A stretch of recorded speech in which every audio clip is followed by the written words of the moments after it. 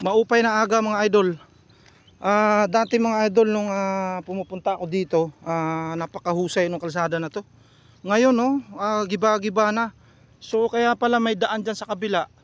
Gumawa na sila ng sarili nilang daan dyan sa kabila. Kasi itong daan na ito, sira na. Halos hindi mo na madaanan, no? Kita mo, oh. Para na itong daan papuntang probinsya ng Paraguay, no? Kita niyo mga idol, oh. Giba-giba na yung kalsada. Hindi mo lang siguro nakikita ito ng pamahalaan ng lungsod ng ng San Jose del Monte. Oh, grabe, oh, giba-giba na talaga, oh.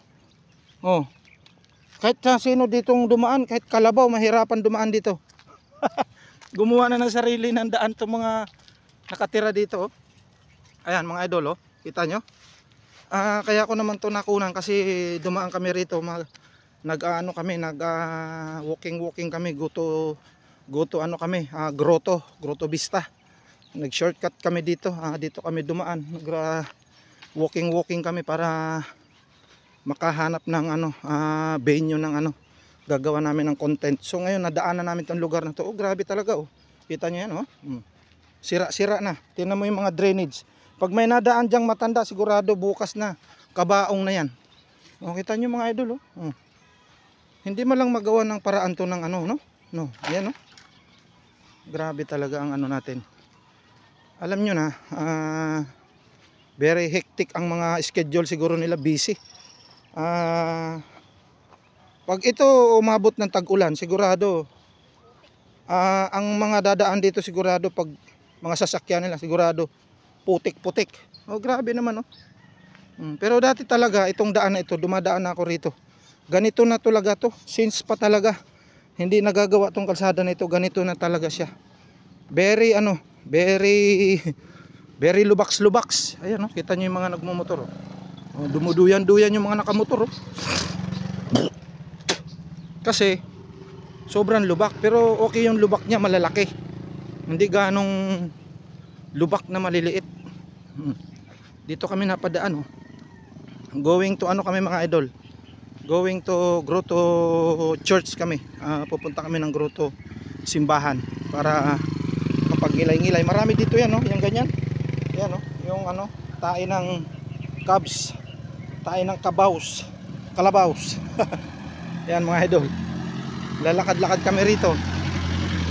Oh, napakaraming dumadaan dito mga idol na sasakyan, kasi ito yung pinaka shortcut pagka pupunta ka ng Grotto, tapos papunta ka ng San Jose, yung pinakabayan mismo ng San Jose del Monte.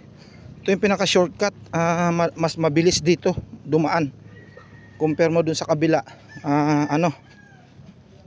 Medyo malayo ito kasi pagbaba mo dyan sa lubak-lubak na yan, medyo may kalsada na dyan, pero di ko lang alam kung okay pa rin yung kalsada dyan o sira-sira din. So ni-reveal ko lang sa inyo ito mga idol para alam nyo rin kung magawi kayo dito sa San Jose del Monte, Bulacan.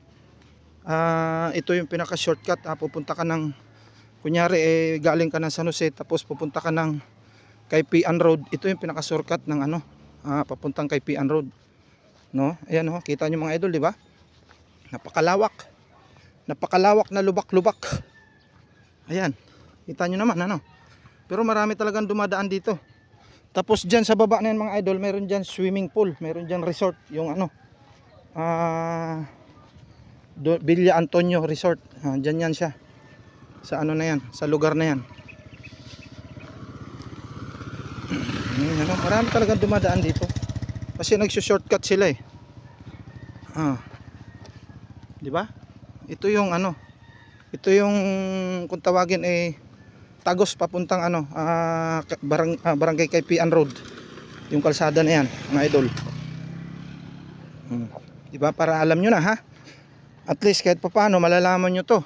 Pag in-upload ko to sa page ko at saka sa YouTube ko, malalaman nyo kapag kayo nagawi dito sa San Jose del Monte, Bulacan, no mga idol, no?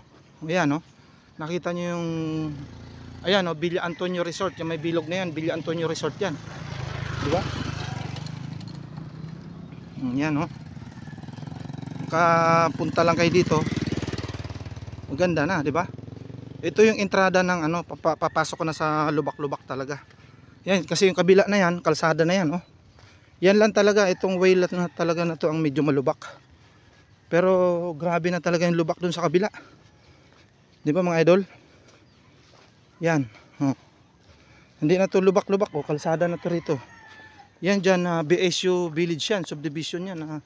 BSU kung tawagin. Hindi sila nakakapasok yung mga sasakyan dyan kasi private yan. Private road. Oh, so ito, di ba? Kalsada na to. So ito na yung papuntang San Jose. Bayan ng San Jose mga idol. Yan. Di ba? Napakaganda dito sa San Jose mga idol. Kaya kung talagang